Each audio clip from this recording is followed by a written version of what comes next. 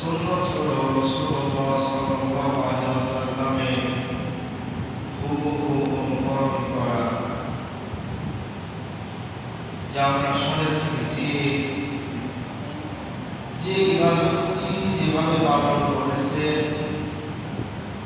যে আমলটি যেভাবে তিনি করতে বলেছেন, সে আমলটা ঠিক রাসূলের আদর্শ মতোই যদি আমরা করতে পারি, তাহলে সেই কাজটা হলো সুন্নাহ, তাহলে সেই কাজটা হলো রাসূলের দেখানো পথ। তিনি যে ইবাদত যেভাবে পালন করেছেন তা সেভাবে পালন করাই তার সুন্নাহ। এই সুন্নতে গুরুত্ব অনেক রয়েছে। রাসূলুল্লাহ সাল্লাল্লাহু আলাইহি ওয়াসাল্লাম বলেন, মান আহাব্বা সুন্নতি ফাকাদ আহাব্বানি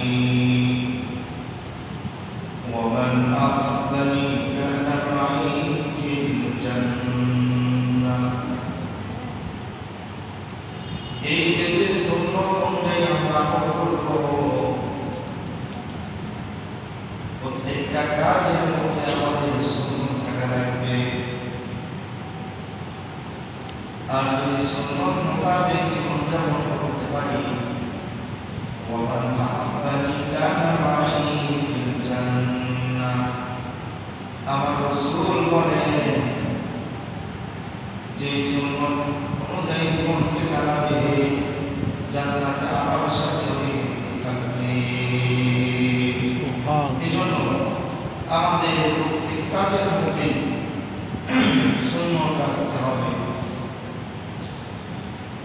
ফিতনার সময়ে, ফিতনার জামানা, সাহাবীগণের সুন্নাহ পরিকর অনুসরণ করলে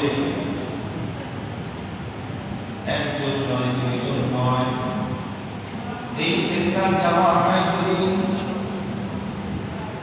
একটি সুন্নাহকে অনুসরণ করা যায়,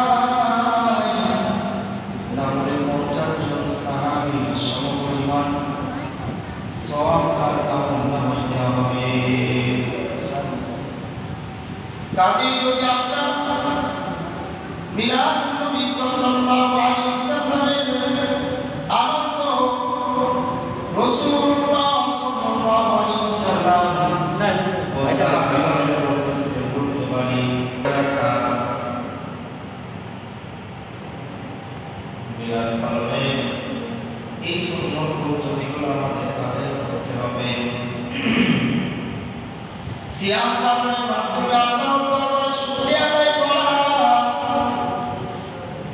রাসূলুল্লাহ সাল্লাল্লাহু আলাইহি ওয়াসাল্লাম নিজে আমাদের এই পদ্ধতি শিখিয়েছেন। এই মিলাদ পালন করব রোজার মাধ্যমে, এই রোজাটা আমরা কোথা থেকে পাললাম, কোথা থেকে পেলাম? রাসূলুল্লাহ সাল্লাল্লাহু আলাইহি ওয়াসাল্লাম নিজে আমাদেরকে এই পদ্ধতি শিখিয়েছে।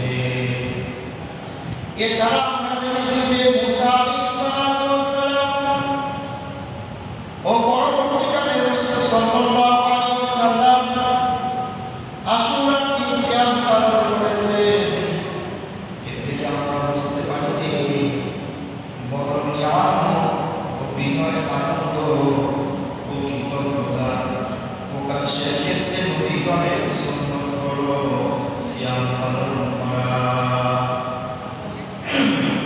বড় বড় সুসংবাদ যখন আমাদের মাঝে আসবে, ভালো ভালো বিজয় যখন আমাদের মাঝে আসবে, তখন একটি সুন্নাহ পদ্ধতি হলো সিয়াম পালন করা। এটি নবী করিম সাল্লাল্লাহু আলাইহি ওয়াসাল্লাম আমাদেরকে শিক্ষা দিয়েছেন। রাসূল সাল্লাল্লাহু আলাইহি ওয়াসাল্লাম এর মিলাদ বা জন্মদিন প্রকাশের দ্বিতীয় সুন্নাহ পদ্ধতি হলো, তাহলে আমরা এক নম্বর সুন্নাহ পদ্ধতি হলো জানতে পারলাম সিয়াম পালন করা। 2 নম্বর সিয়াম, 2 নম্বর সুন্নতি পদ্ধতি হলো সর্বদা তার উপর সালাম পাঠ করতে হবে। রাসূলের সাথে দরুদ পাঠ করা, সালাম পাঠ করা, তিনি আমাদের জন্য আমরা জীবন বিলিয়ে দিলেও তার সামান্যতম প্রতিদান দিতে পারবো না। তিনি আমাদের জন্য যা কিছু করেছেন, তিনি আমাদের জন্য যে দিন দিয়েছেন, তিনি আমাদের জন্য যে ইস্তাহার দিয়েছেন, তিনি আমাদের জন্য যত ত্যাগ করেছেন, এর কোনো বিনিময় আমাদেরকে আমরা কখনোই দিতে পারবো না, দিতে পারবো না। কারণ আমরা হয়তো আমাদের পার্থিব সংক্ষিপ্ত জীবনটা বিলিয়ে দিলাম, কিন্তু তো আমাদের পার্থিব পরলৌকিক আনন্দ অন্যত জীবনের সফলতার পথ দেখাতে তার মহান জীবনকে উৎসর্গ করে দিয়েছে। তাই রাসূল সাল্লাল্লাহু আলাইহি ওয়াসাল্লামের প্রতি আমাদের অন্যতম দায়িত্ব যে আমরা সর্বদা তার জন্য সালাত সালাম পাঠ করব। আল্লাহর জিকির সালাত সালামের জন্য ওযু করা শর্ত নয়। আমরা যে রাসূলের শানে সালাত পাঠ করব, দুরূদ পাঠ করব, এর জন্য আমাদের যে ওযু করতে হবে এটা শর্ত নয়। আপনার মধ্যে রাসূলের ভালোবাসা, রাসূলের সুন্নাত থাকবে তখন যখন আপনার মধ্যে রাসূলের সুন্নাত বাস্তবায়ন হবে। রাসূলের সুন্নাত আমাদের জীবনে বাস্তবায়ন করতে হবে। শুধু টুপি মাথায় দেওয়ার সুন্নাত নয়, শুধু দাড়ি রাখার সুন্নাত নয়, শুধু লম্বা জামা পরার সুন্নাত নয়। আবার আপনার জীবনের মধ্যে দোলনা থেকে মৃত্যু পর্যন্ত রাসূলের সুন্নাতকে আমাদের আদর্শে, তার আদর্শকে আমাদের জীবনের মধ্যে গেঁথে নিতে হবে। যদি আমরা গেঁথে নিতে পারি তাহলে ওই ব্যক্তি বুঝতে পারবে রাসূলকে ভালোবেসেছে। আর যদি সেটা না করলো, রাসূলের সুন্নাতকে ভালোবাসলো না, রাসূলের সুন্নাতের ইতাআত করলো না, তাহলে কিন্তু রাসূলকে ভালোবাসা হবে না, তাহলে রাসূলের সাথে মহব্বত হবে না। এজন্য রাসূলকে যদি ভালোবাসতে চান তাহলে আল্লাহ রাসূলের সুন্নাতকে ভালোবাসতে হবে। আল্লাহকে ভালোবাসতে হলে যেমন রাসূলকে ভালোবাসতে হয়, রাসূলকে ভালোবাসতে হলে তেমন আল্লাহ রাসূলের সুন্নাতকে ভালোবাসতে হয়। তা যদি আমরা না করতে পারি তাহলে রাসূলের ভালোবাসা করতে হবে না। আল্লাহ রাব্বুল আলামিন বলে, কুল ইন কুনতুম তুহিব্বুনাল্লাহ, কুল ইন কুনতুম তুহিব্বুনাল্লাহ ফাত্তাবিউনি ইউহিব্বুকুমুল্লাহ ওয়া ইয়াগফির লাকুম যুনুবাকুম ওয়াল্লাহু গফুরুর রহিম। এই নবী আপনি বলেছেন, আমাকে যদি ভালোবাসতে হয় তাহলে আপনাকে ভালোবাসতে হবে। আর আমার রাসূল বলেন, আমাকে ভালোবাসতে হলে আমার সুন্নাতকে ভালোবাসতে হবে। তাহলে আমাদের কি করতে হবে? আমাদের এই রবিউল আউয়াল মাস, তার মিলাদুন নবী সাল্লাল্লাহু আলাইহি ওয়াসাল্লাম কিভাবে আমরা আদায় করব? দ্বিতীয় কাজ, আমাদেরকে বেশি বেশি সালাত সালাম করতে হবে, বেশি বেশি দরুদ পাঠ করতে হবে। এর কোনো নির্ধারিত সময় নেই। হাঁটা অবস্থায় করতে পারেন, বসা অবস্থায় করতে পারেন, চলা অবস্থায় করতে পারেন, আবার আপনি শুয়ে অবস্থায় করতে পারেন।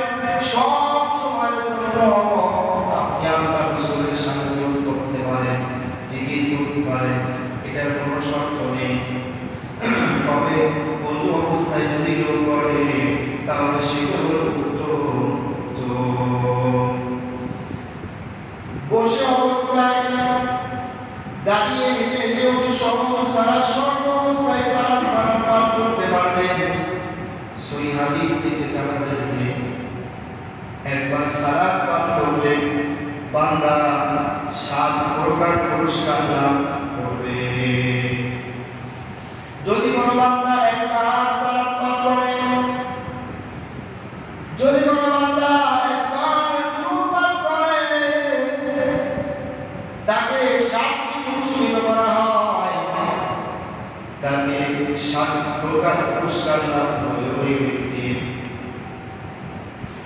এক নম্বর হলো মহান আল্লাহ দুরূদ পাঠকারী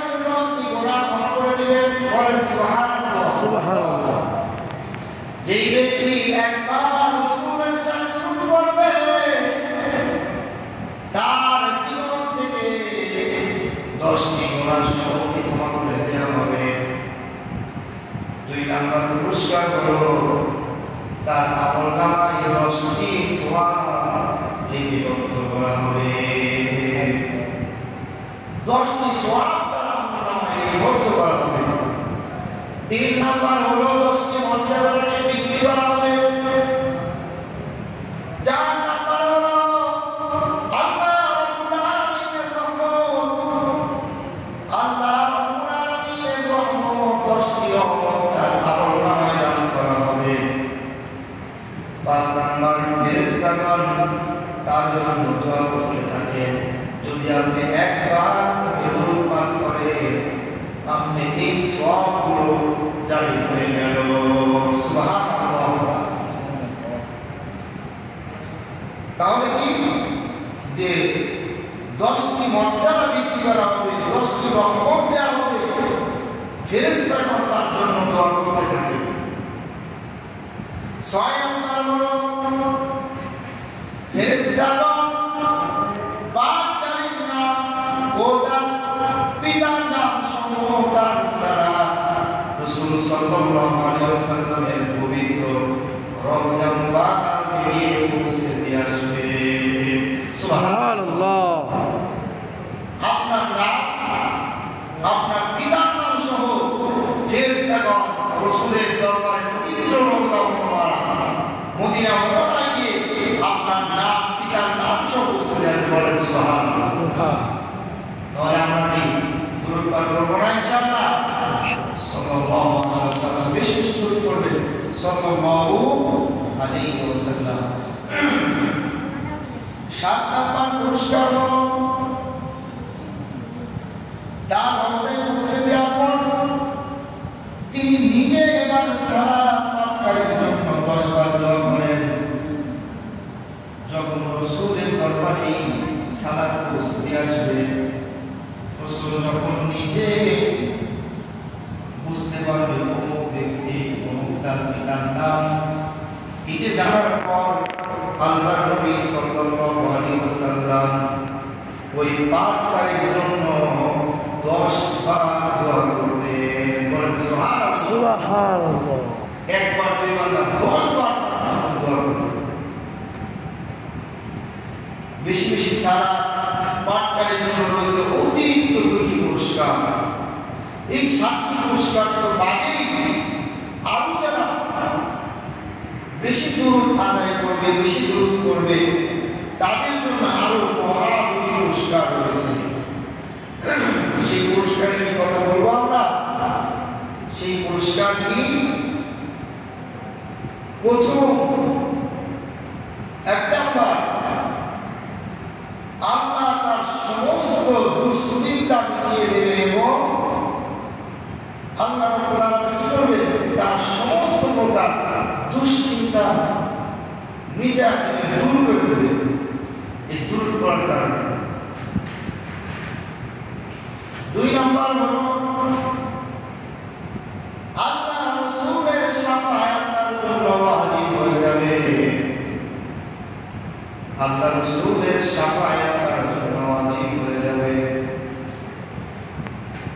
কত বড় পুরস্কার যে যদি কেউ সালাত পাঠ করে সকল প্রকার দুশ্চিন্তা দূর করে দিবে আল্লাহ রাব্বুল আলামিন। এবং তার দ্বিতীয় পুরস্কার কি?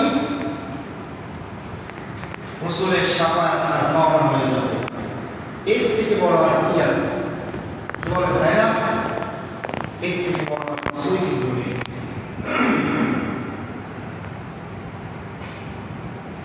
এই সালাতে সাথে সাথে সালাম পাঠ করতে হবে। তবে তারপর সালাত পাঠ করলে স্বয়ং আল্লাহ সালাম পাঠকারীকে সালাম প্রদান করেন। সুবহানাল্লাহ। তার সাথে সালাম দিলে স্বয়ং আল্লাহ তার সাথে সালাম পাঠ করেন। সালাম রাসূল সাল্লাল্লাহু আলাইহি ওয়াসাল্লামের রওজা মুবারক ফেরেশতাগণ পৌঁছে দেন এবং তিনি সালামের উত্তর প্রদান করেন। তিনি